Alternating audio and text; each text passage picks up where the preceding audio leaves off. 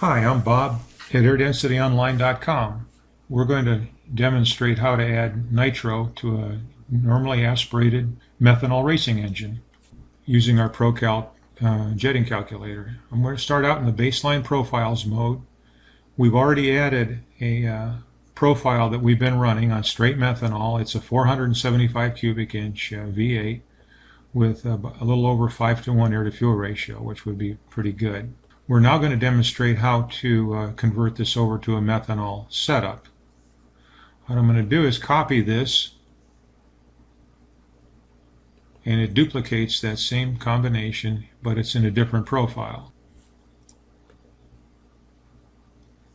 Okay, now this is an identical combination. However, this one we're going to modify to run nitro. I'm going to open it, and I'm going to change the title to Normally Aspirated 475 50N. Okay, or let's make it N50. Okay, now that's updated the title to my profile.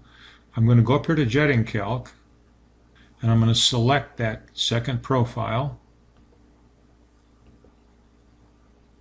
Now it's brought it up, but keep in mind it's our methanol setup. What we're going to do is add 50% nitro in this demonstration. First thing, in the jetting calculator there are three calculators: the main bypass calculator, the engine nozzles calculator, or the third one is jetting from pressure, which will calculate both the main bypass and the nozzles to accomplish a pressure value. Let's select that calculator.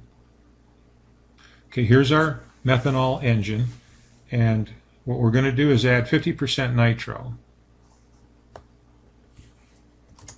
and this will be by weight. It's important to note whether it's by weight or by volume, because by volume that would be a much higher percentage of nitro by weight. Now, according to our high horsepower tuning book for normally aspirated engines, a 50% nitro mixture needs an air-to-fuel ratio of about 2.1.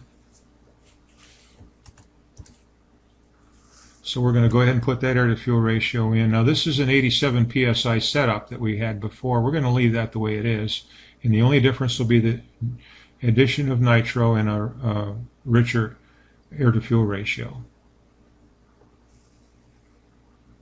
Jetting from pressure calculator has determined that we need to go for nozzles from our previous 34s up to 48s. Our previous main bypass would need to be essentially removed, and in this combination all the fuel would essentially be going to the motor.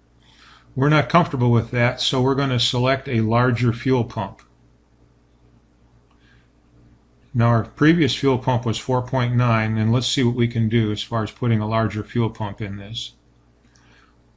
We have a list off the help menu, and where I'm going to select the Kinsler TP700. That's their new twin gear pump, and that's a 6.56 gallons per minute pump size.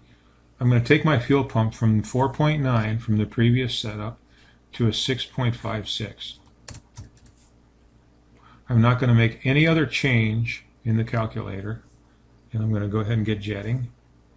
And that tells me that the nozzles stay the same, but the main bypass would then be close to an 80 thousandths, and that would be great for a tuning range.